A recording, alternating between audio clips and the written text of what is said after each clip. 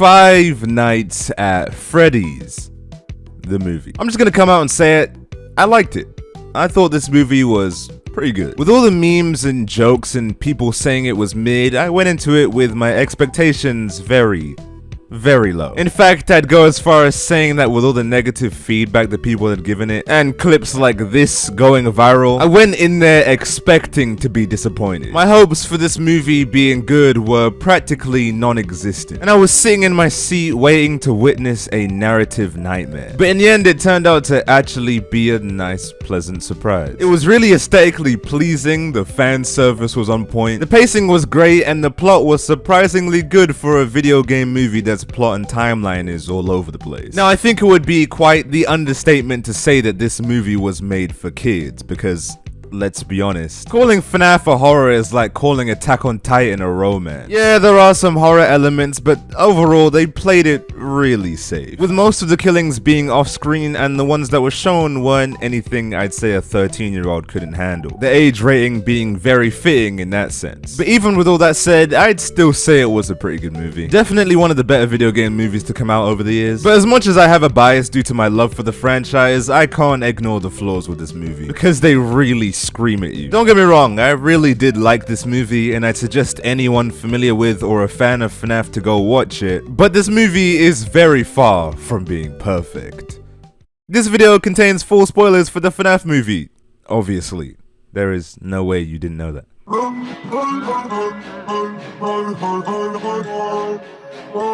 Now, before I seemingly go in on this movie, I just want to say the plot was great. A guy who gets fired from his last job due to beating up a guy he thought was kidnapping struggles to find work so he can keep custody of his little sister, with the looming threat that his auntie could take her away at any time.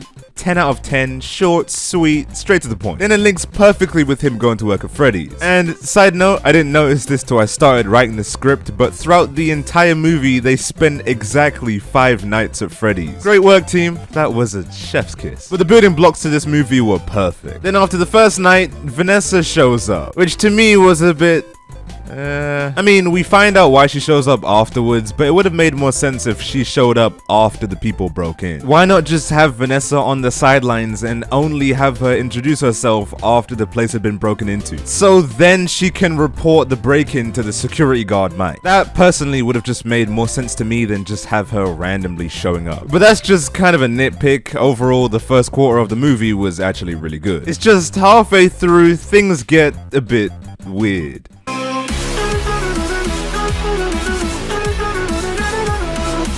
Guys, I love FNAF, okay? Honestly, FNAF is one of my favorite video game franchises of all time. So the hate I'm about to give comes from a good place, okay? Trust me. I'm sorry, but what the actual fuck was the middle part of that movie? I mean, we just watched possibly some of the most brutal and gruesome deaths that the FNAF franchise have ever shown, and then we turned to them doing this. What the fuck? I had to double check my ticket to make sure I was watching the right movie, because this is not Five Nights at Freddy's. When in the original game did all the animatronics start building forts and lying on the floor? I've played all the FNAF games and I've watched every game theory. Please point to me a time in the franchise where Bonnie did this bullshit. Now, to be honest with you guys, I don't mind what this scene is implying. In fact, it actually makes a lot of sense. The animatronics don't kill kids because they themselves are kids. I understand that, but couldn't you have found a better way to portray that? Why the fuck did you make these monstrous killing machines build a fort? And better question, why the fuck do they all just seem fine with it? I don't know about you guys, but if I was 10 years old and I saw a bunch of 7-foot tall robots walking around on their own, I would fucking run. I don't care how lonely I am at school. And Mike, bro, you're telling me you see this shit at 5 AM and your reaction is, what? Whoa? That's crazy. And just don't question it any further. Even when he finds out there are literal dead children possessing them, he mentions it once casually and just doesn't say anything else. Seriously?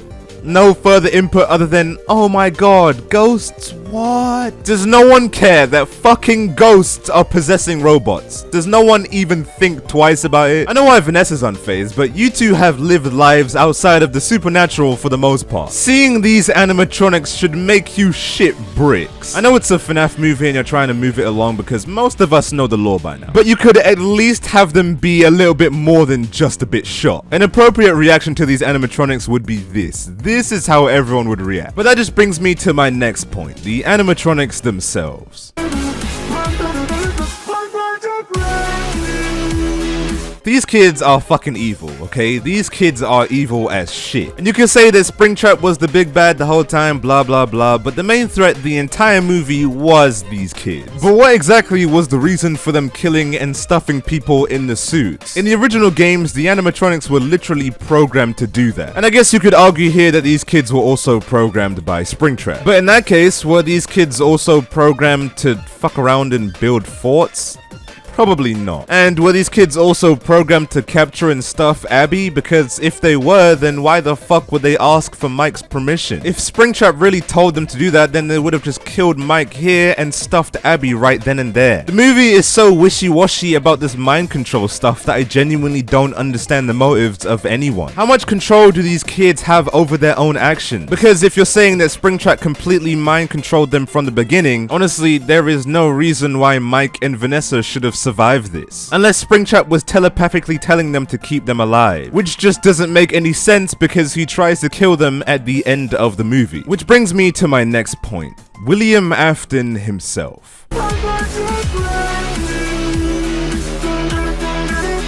William Afton is probably one of the most, if not the most, iconic character in the FNAF franchise. The madman behind it all, the purple guy. But in this movie, he just feels kind of lacking. His entrance at the end, as cool as it was, felt kind of stupid. Why the fuck would you reveal yourself? Why would you take your mask off? And I swear to God, when he took his mask off to reveal he was the phone guy the whole time, everyone in my cinema acted like it was the biggest shock ever. Like, are you fucking serious? I think I genuinely would have been surprised if it was literally anyone else. Honestly, who else could it have been? There's like 5 people in this movie. But on that note, William, why did you even show up? If you wanted Mike and Vanessa dead, which you clearly did, then why the hell didn't you just order the animatronics to jump them then and there? You clearly had the ability to, since they got up after you told them to, since that's how they jumped you, which is bullshit by the way, but we'll get back to that. But honestly, he just did not need to be there. He was gone a large majority of the movie. If they was gonna do a big final Springtrap moment, then they should have at least sprinkled his appearance throughout the movie, not just Vanessa being conveniently knowledgeable. And when he said that "I always come back" line, as much as a "oh, he said the thing" moment it was, it felt kind of forced and didn't hit as hard as it should have.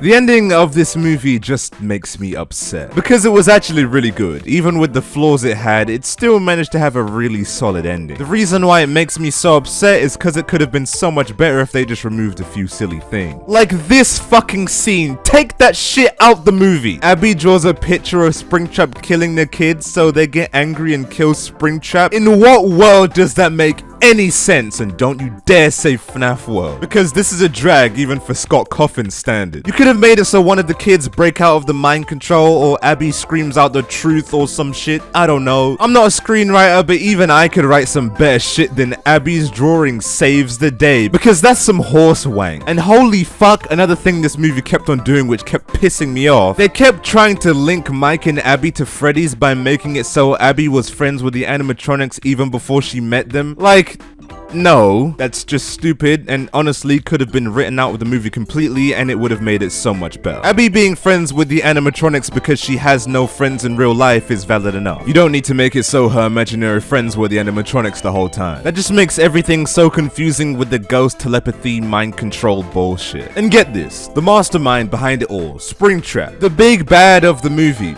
enters and reveals himself for no fucking reason. I know I said this before in my previous point, but why did he even show up? Mike wasn't even remotely close to finding your secret identity, and even if he was, how the fuck would you possibly even know that? The only person you knew he had a connection with was Vanessa, and unless she told you that she told him that you was her father, then there is no reason for you to think that he's getting close to finding the truth. In fact, in the end, the only reason why he finds out that you're the one who killed his brother is because you told him. But whatever. After all that, after all the chasing, the stuffing, the murder attempts, the hiding, in the end, Springtrap loses to a fucking cupcake. All that just to lose to a cupcake. This is supposed to be the main big boss of the FNAF franchise, not EDP. At least have them jump him or some shit. This final showdown was just anticlimactic. He just gets dragged away.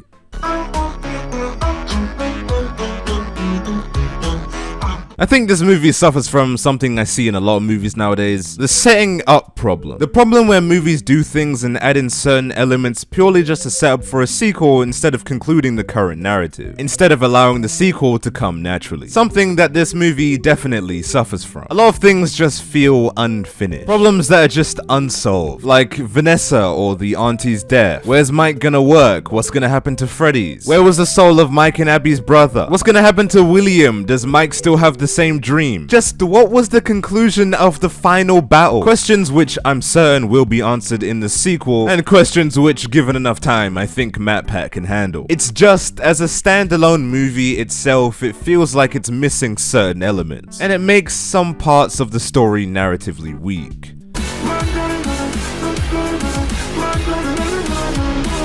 I hate how murder and missing people are just completely glossed over in the movie. Like 4 people get brutally killed and ripped apart and the police don't notice anything. I mean, Mike's aunt literally gets murdered in his living room and no one notices. No smell of blood or no stains. Freddy must be a really good cleaner. And no.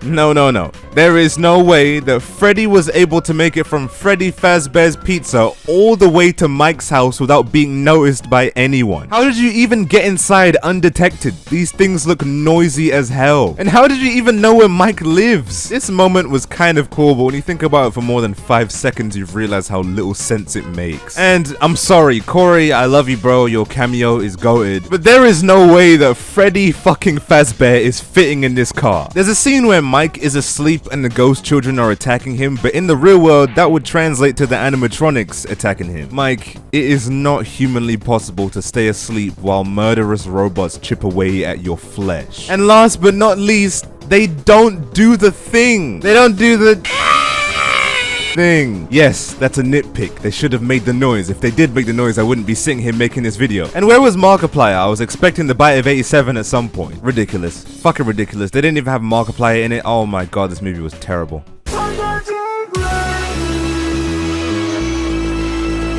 Closing thoughts. Don't take this as hatred for the movie, by the way. In fact, the more I write this script, the more I realize how good of a job this movie actually did. Of course, there are some flaws and silly things here and there, but I promise you, if you sit down in front of any kid's movie, you could find issues. It's clear that this movie was made out of passion and that the directors have a lot of love for the franchise. The casting was practically perfect, and honestly, I couldn't imagine a better model for the animatronics. This movie was good. Memes and my hypercritical mind unable to enjoy anything aside, I hope the sequel holds up to the same, if not more improved quality in the future. In my personal opinion, I'd say this movie was a strong 6.5 to a light 7. I liked it. So I think it's safe to say, moving forward, the FNAF movie franchise is in good hands. But anyways guys, this is in fact the end of the video, and if you liked, please leave a like, and if you didn't, then feel free to degrade me in the comments. If you haven't seen the FNAF movie yet, then congratulations, you have just completely spoiled yourself, but I'd still say you should go watch it, even after being spoiled, because it's pretty good. Let me know your guys' thoughts and opinions on the movie down below. I read every comment, there's like 10 of you guys now. But with all that said, all my links and socials are in the description, feel free to follow me on anything. But until next time, make sure to drink your water and get enough sleep at night. Okay, goodbye.